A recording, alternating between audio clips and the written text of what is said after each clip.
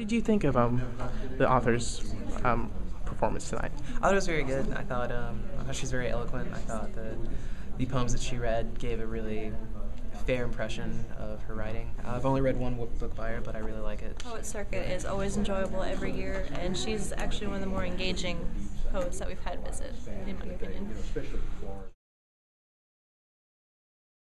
It includes the butterfly and the rat, the ship drying to chalk, trees falling at an angle, taking those moist and buried root balls with them into deadly air. But someone will tell you the butterfly is the happy ending of every dirge-singing worm. The rat, a river rat, come up from a shimmering depth.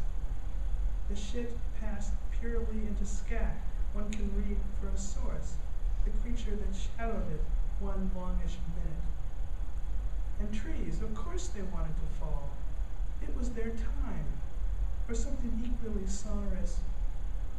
And wind too knows its mindless little whirlpools, not for nothing, not nothing, that pitch and rage stopped. How else does the sparrow's neck break? Well, my name is Marrianne Boruch, and I've written 7 books of poetry, a memoir, a memoir, about a hitchhiking trip I took in 1971 when I was 20, and not that that was unusual. Everybody was hitchhiking. So,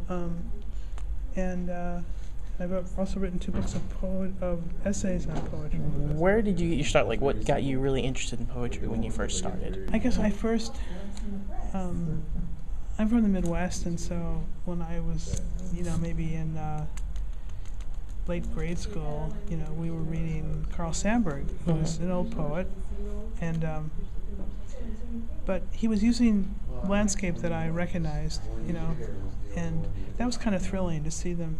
The cornfields talked about, or stuff that, you didn't have to write poetry, you didn't have to be a British poet in the 19th century. You could actually use what was around you, you could use the landscape that you saw and lived in, and so, that was kind of thrilling. Like, what would your advice to young writers be? Like, if they're going to try to publish themselves and try to be a famous writer, like, what would you tell them to do? Like, what would 2 or 3 things? To read their brains out. Read, in terms of poetry, read modern poetry, read older poetry, read contemporary poetry, just read widely. Find poetry they love and poetry they really dislike, and read it all. And just kind of, and find companions, read